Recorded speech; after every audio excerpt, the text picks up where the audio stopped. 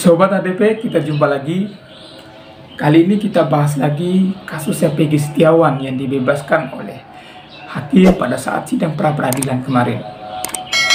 Banyak orang yang menyatakan bahwa setelah dibebaskannya Peggy Setiawan dari tahanan Polda Jawa Barat, mereka beranggapan bahwa kasus pembunuhan Vina dan Eki di Cirebon akan semakin sulit untuk diungkap.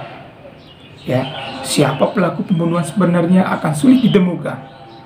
Tetapi kalau menurut saya, dengan dibebaskannya Peggy Setiawan, maka kasus ini akan semakin mengkerucut. Percayalah, siapa pembunuhnya akan segera terungkap. Ya, dengan catatan kalau polisi mau mendalami hasil dari putusan pra-peradilan yang dibacakan oleh Hakim Eman Sulaiman pada sidang di Pengadilan Negeri Bandung kemarin. Kenapa? Karena begini, namanya Peggy Setiawan itu muncul, ya.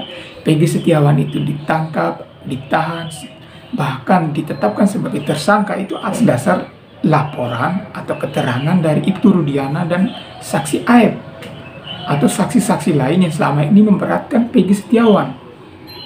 Itu munculnya dari situ. Makanya penyidik kemudian mendapatkan keterangan itu, ya. Setelah mendapat keterangan itu, kemudian penyidik melakukan penahanan, penangkapan, serta penetapan tersangka terhadap Peggy Setiawan. Saksi-saksi tadi itu mereka menyatakan kepada penyidik kalau Peggy Setiawan ini adalah pelaku atau otak pembunuhan dari kematian Vina dan Eki di Cirebon pada tahun 2016 lalu. Munculnya itu dari situ. Nah, khusus untuk saksi Aib ini, dia mengaku bahwa pada saat kejadian dia berada di lokasi dan dia menyaksikan ada Peggy di situ, dan dia melihat Peggy Setiawan tengah melakukan aksinya. Khusus untuk keterangan si Aib ini, ya, itu hanya ada dua kemungkinan. Yang pertama, kalau memang benar dia berada di lokasi pada saat kejadian, maka ya patut diduga, seperti yang banyak orang diperkirakan di luar sana, patut diduga dia ini juga sebagai pelakunya. Karena apa? Karena dalam konteks pembuktian pidana, manakala di suatu lokasi kejadian pembunuhan terdapat orang-orang di situ, ya, dan orang-orang di sekitar kejadian itu wajib hukumnya dijadikan sebagai saksi untuk membuat terangnya peristiwa.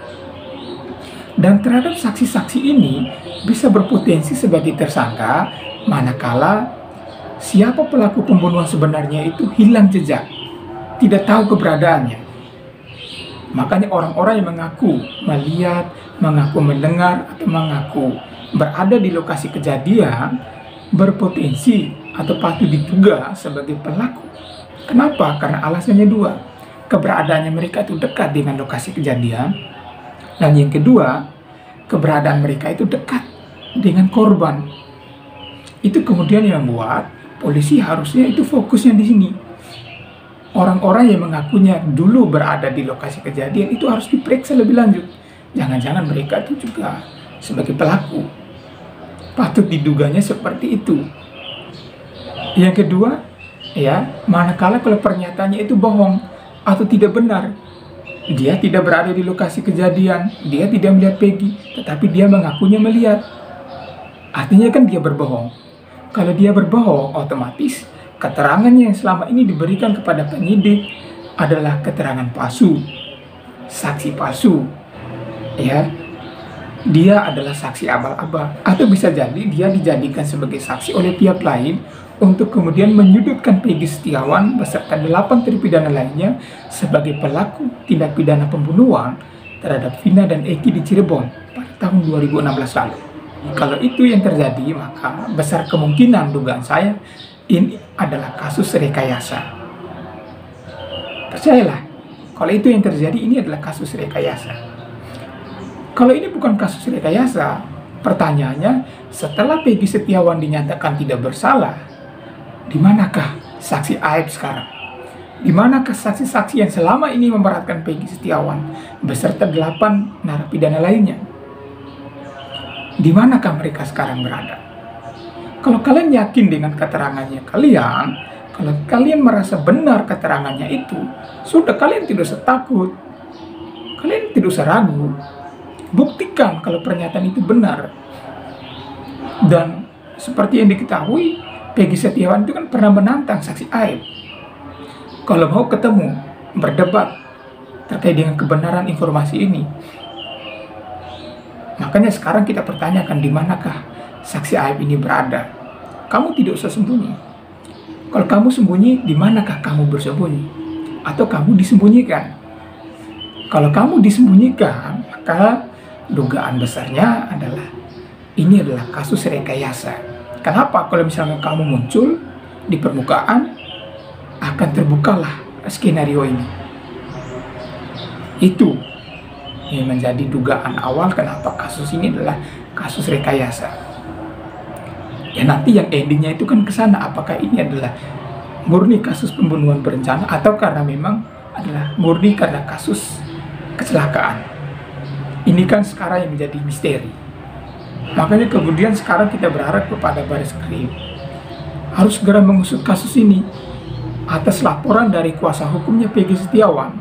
Setelah Peggy Setiawan bebas, kuasa hukumnya itu langsung buat laporan kepada Bareskrim terhadap saksi Aib dan saksi Dede. Mereka yang selama ini sudah memberatkan, sudah memfitnah, sudah menuduh Peggy Setiawan sebagai pelaku pembunuhan. Makanya setelah bebas kemarin, mereka langsung buat laporan kepada Bareskrim. Untuk itu, Bareskrim harapannya itu segera proses ini, segera panggil itu saksi Dede, saksi Aib, bahkan Ibtu Rudiana harus segera dimintakan keterangan, karena mereka tiga ini adalah kunci dari peristiwa ini.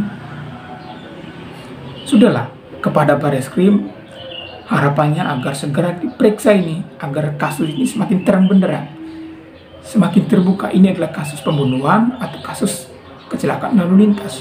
Kalau kasus pembunuhan, siapa pelakunya harus segera diungkap. Apalagi kabarnya sekarang lagi viral di media sosial bahwa ternyata dulu pada saat kejadian, di lokasi kejadian itu ada CCTV. Tinggal dibuka itu rekamannya. Ini sebenarnya kasus gampang tapi dibuat sulit, sehingga akhirnya polisi menyulitkan diri sendiri. Kan kasihan jadinya. Akhirnya memakan korban. Orang-orang yang tidak bersalah kemudian ditangkap, ditahan sekian bulan di tahanan. Itu kan jadi semakin sulit masalahnya. Sudah, sebenarnya kasus ini simple, tidak usah dibuat menjadi sulit. Kalau kasusnya sudah seperti ini, disederhanakan, jangan semakin dipersulit. Sudah, harusnya setelah dibebaskannya Peggy, setelah dibacakannya putusan pra-peradilan oleh hakim, harusnya ini semakin terang benderang. Itu, saya pikir kalau mau kasus ini semakin terang benderang, semakin mengkerucut, polisi harusnya periksa orang-orang tadi. Ibtu Rudiana, ya, saksi Aib, saksi Dede, dan semua saksi-saksi yang selama ini memberatkan Peggy beserta 8 terpidana lainnya. Yakinlah kalau ini diperiksa dengan sungguh-sungguh, akan terbuka, akan terungkap siapa pelaku pembunuhan sebenarnya. Oke, demikian dulu. Terima kasih. Sampai jumpa di video berikutnya. Salam keadilan.